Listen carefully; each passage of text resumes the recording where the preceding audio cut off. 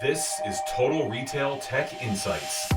The content retail executives need to optimize their use of technology throughout their organizations. Hello, and welcome to this episode of Total Retail Tech Insights. I'm Joe Keenan, Editor-in-Chief of Total Retail, and I'm joined on today's episode by Jay Hinman, who is the Vice President of Marketing at Lily AI. Jay and I are going to be discussing a recently released report from Lily AI around site search conversion, as well as predictive intelligence and the role that and artificial intelligence have in optimizing consumers' on-site shopping experiences. So thanks for joining me today, Jay. Thanks so much for having me, Joe. Great to be here. So as I noted, Vice President of Marketing at Lily AI, I think first, for the audience sake, for those that might be unfamiliar with Lily AI, can you tell us a little bit about the company?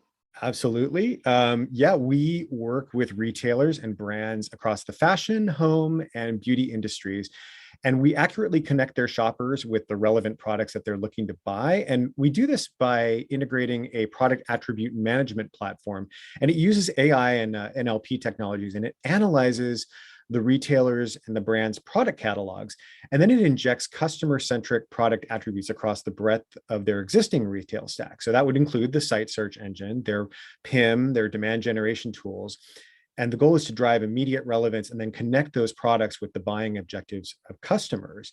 And so, over the course of our lifetime, we have started to work with some of the biggest brands in the world, like The Gap and retailers like Macy's. And we drive a 8 to 9 figure revenue uplift or so for site search conversions, demand forecasting accuracy, and helping them with rapid product onboarding. And really, the focus is in helping them move away from outdated legacy kind of out of the box product taxonomy into a customer centered language, and have that language become a foundational core layer that powers their entire retail stack. First, thanks for that. It's a great overview of the organization and the work that you're doing at Lily AI. So then my follow-up is, how about yourself personally? Tell us a little bit about your professional experience and what led you to join Lily AI. Yeah, my background is it's a fairly long career in leading all aspects of marketing, really primarily B2B marketing and primarily within SaaS companies. But what really gets me going is working with newer companies to kind of build super strong competencies in demand generation, branding and messaging, product marketing. And I've done so kind of at larger companies like Opera Software and Mobi TV, and at kind of smaller companies like Bird Eye and others. And I got the chance to build the marketing team at Lily AI last year, almost a year now. And I totally jumped at the opportunity when I met the senior team. And I saw the caliber of the retailers who were already using Lily. And then when I met the team and I saw their vision to deliver something that had really been missing from the industry, which is this kind of underlying layer that powers the whole retail stack. I mean, we see it firsthand ourselves when we try to search for clothing. And by we, I mean any of us who go online and try to search for clothing or electronics or home goods on a retailer's website, and you put in something that you think is going to deliver you what you're looking for, and you get 78 irrelevant results and maybe one or two that come close to the term that was entered. And you can go test it on just about anybody's site right now, of course, except for the ones that work with Lily, and you'll see that firsthand.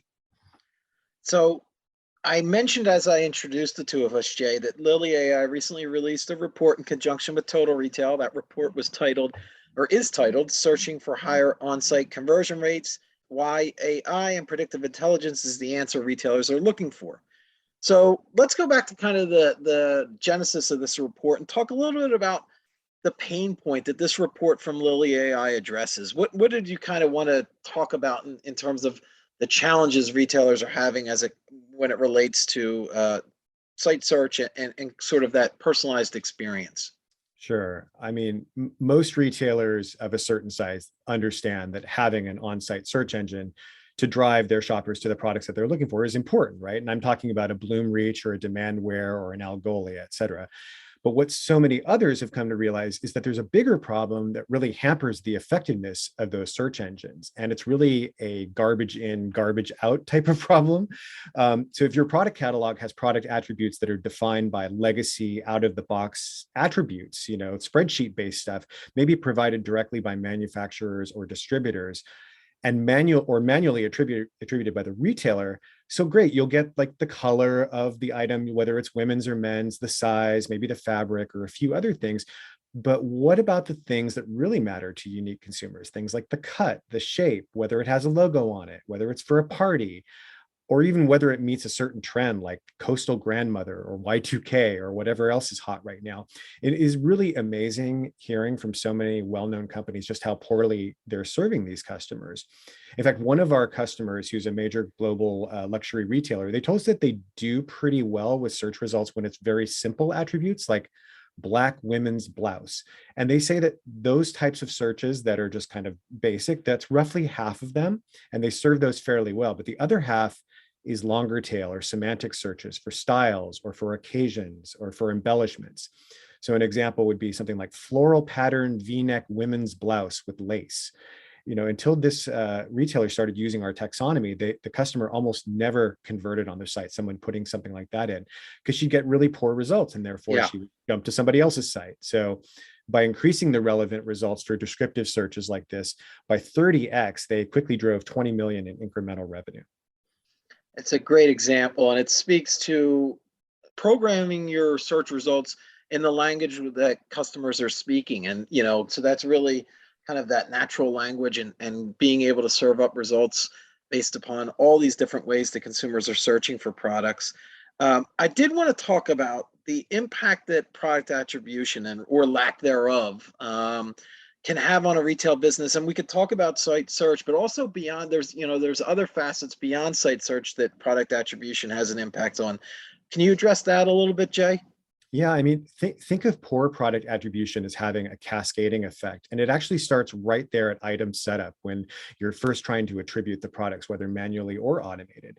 I actually heard from our product marketing lead just yesterday that she was on a call or listening to a call with a prospect, and they're in such a hurry to manually attribute their products and get them on the shelves that they just put fake stuff in there, which totally blew me away. And that's one of the reasons they were talking to us. And you can only imagine what effect that has on site search, but also when you move away from manual attribution and into rapid visual scanning and automated kind of product taxonomy mapping and building, you really save that initial item setup team a ton of time, and it lets them focus on doing things that they should be doing instead.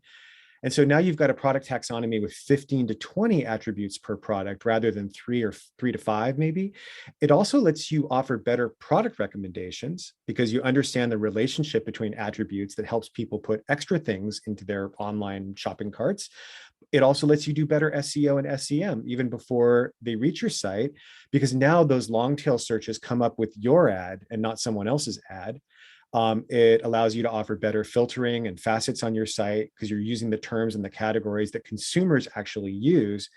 And it even helps greatly with demand forecasting because it lets you gather proxy products through, computer vision, Lily AI powered computer vision, to accurately forecast demand for brand new product lines. Because now you understand maybe that blouse we just talked about, it didn't sell just because it was black, but because it had lace embellishments and it was V-neck. And so you're going to want more things like that and not just more black things.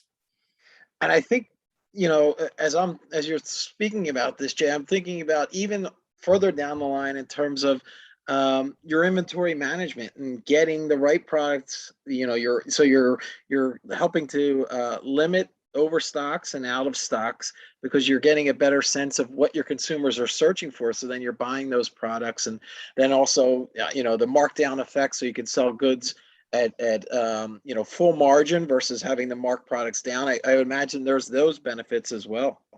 Yeah, that's actually an ancillary benefit that maybe even when we first started kind of talking about what we did, we really knew that the key use case for a lot of people was going to be site search and fixing their on-site search. Even if to keep their existing engine, having the attribution layer below that to really power that, and then also recommendations. But we did find that one of the key things, obviously, in retail is full margin sales and not having to mark something down later. So when you can understand, you can improve your buying cycle and make sure you've got things on the shelves that actually match things that sold in the past. Why they sold, not just that they sold. Really helps with demand forecasting as well. Yep. And to your point as well, driving that qualified search traffic, those consumers that are showing intent, high level of intent for specific products, you're getting them to your site, they're much more likely to convert as well. Exactly. So let's talk a little bit about the technology and what you're doing at Lily AI, specifically around helping retailers personalize that online shopping experience that includes site search, that can include product recommendations. Tell us a little bit about the technology behind Lily AI. Sure. Yeah, I mean, you're already one step ahead of the game when you have a product taxonomy that's built with the language of the customer in mind. But we use this extensive product data that we've built really with a human-powered taxonomy, where we actually have domain experts who kind of understand the worlds of fashion and beauty and home and technology, and they understand sort of what upcoming trends are. So they sort of build that personally. And we use that extensive product data to train our AI models, which means that we now know more about what shoppers are actually browsing and buying and why they're doing that. So you can now deliver better product recommendations with visually similar matching and algorithms that are based on Lily AI's 15,000 plus product attribution taxonomy.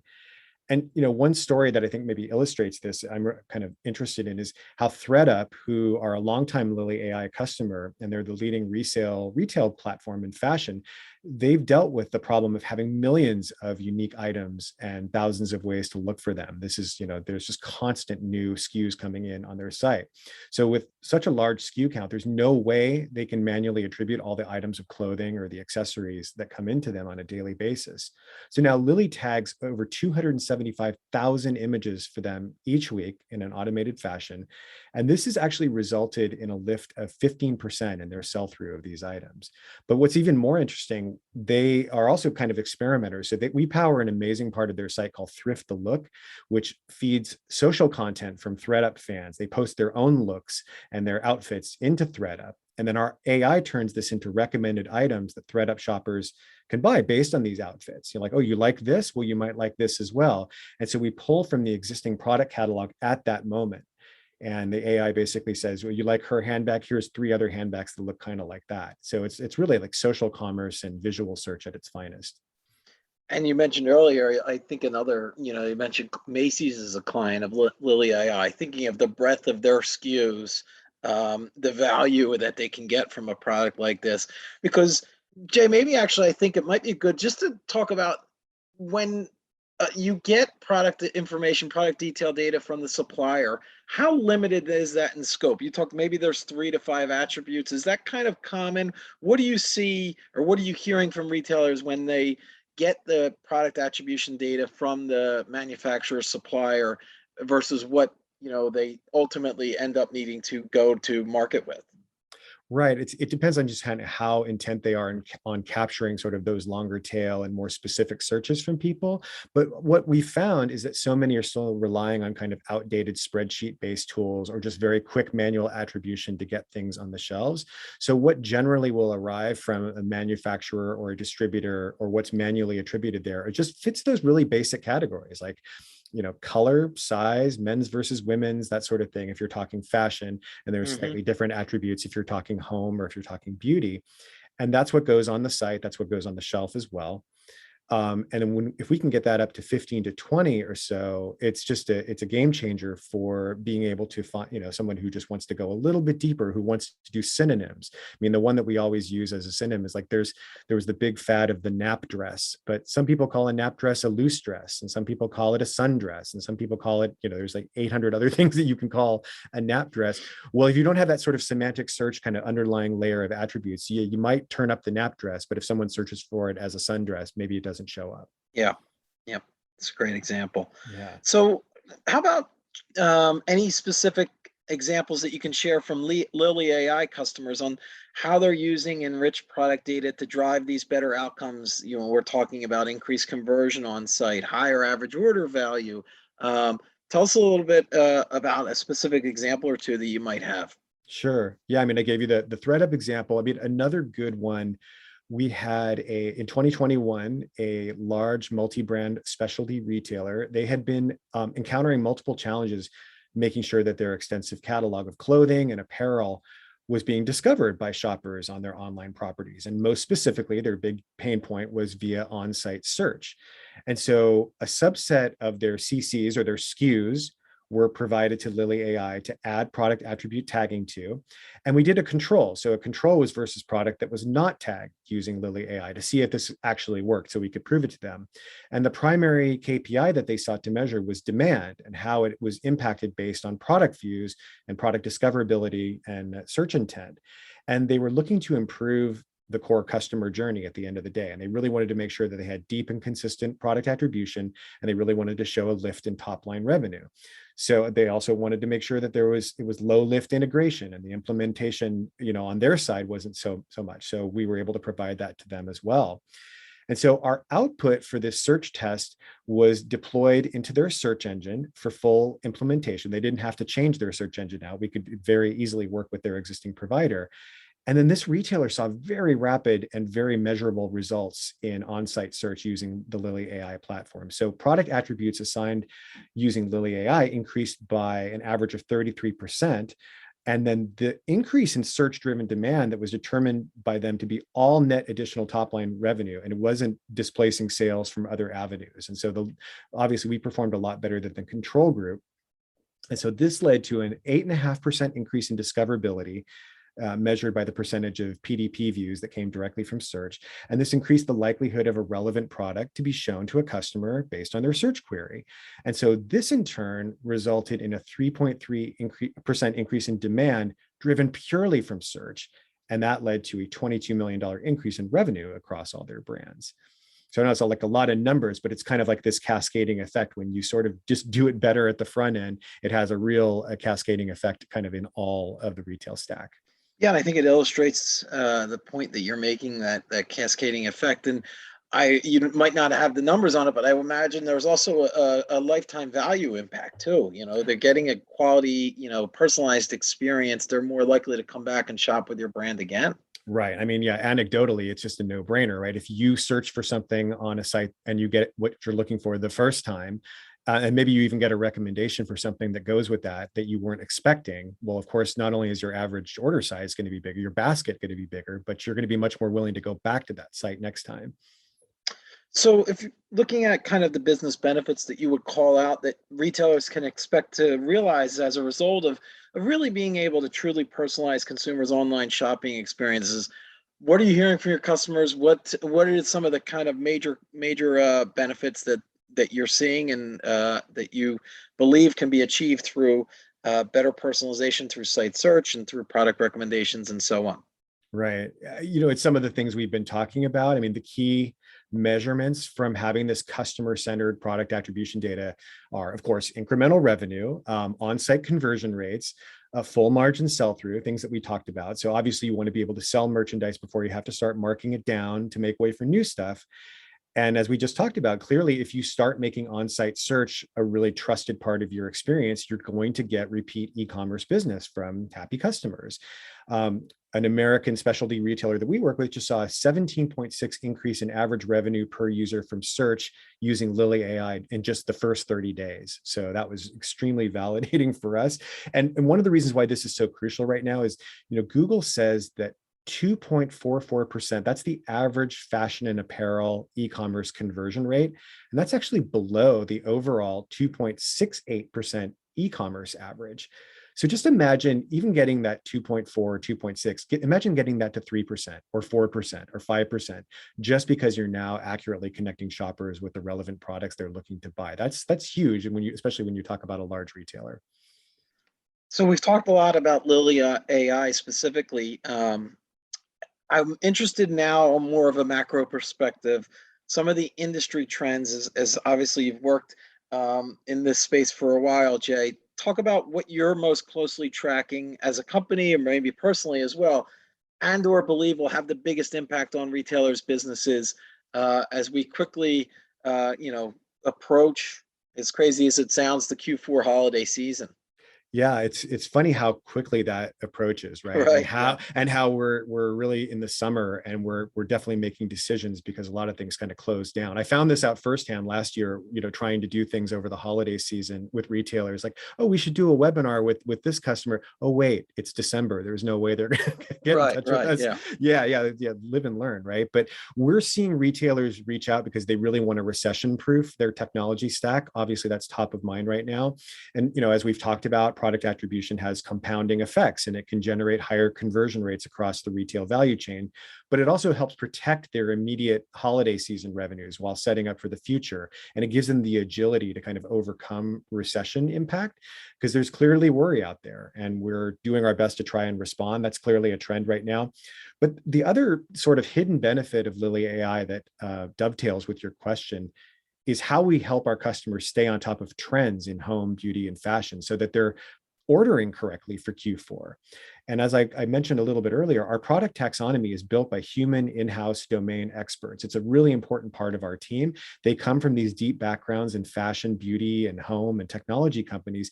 They not only get the first crack at building the taxonomy before it's handed over to the AI and to visual scanning, they also produce quarterly trend reports on what's hot right now to help guide our consumers, or our customers rather, and their consumers. And it's this value added service that we provide. And it's like the only way that I have any idea what coastal grandmother and Y2K fashion and cottagecore and things like that are. But our retailers are thankful that we can point them in the proper directions and attribute their products with these tags as well. So lastly, Jay, we've had a great conversation. I'm interested, for those that want to learn more about Lily AI. We talked about the recently released report, searching for higher on-site conversion rates, why AI and predictive intelligence is the answer retailers are looking for. You have that out in the market now as well. Tell our audience a little bit more about where they can get in touch with you, or what you would advise them to do as they look for more information about Lily AI. Yeah, well, I would certainly recommend coming to our website at lily.ai, and definitely take a look at the recent Total Retail report on some of the challenges with on-site search and how to improve them. And right there on our website as well, we have a number of resources, a number of blog posts that kind of tackle this problem from different angles. If you're more interested in improving your demand forecasting, we can help you with that. If you're more interested in SEO and SEM, we've got some guides and things like that, resources for you to download there as well. So yeah, come check us out. And if you're interested in talking, the initial call is not long, and we can give you an overview. Right. Well, really, Lily AI can be a wealth of information and resources there. So I advise our audience to go check out the website as well. I want to take the opportunity to thank Jay Hinman, the Vice President of Marketing at Lily AI, for joining us on this episode of Total Retail Tech Insights. Thank you, Jay. Fantastic, Joe. Thanks so much.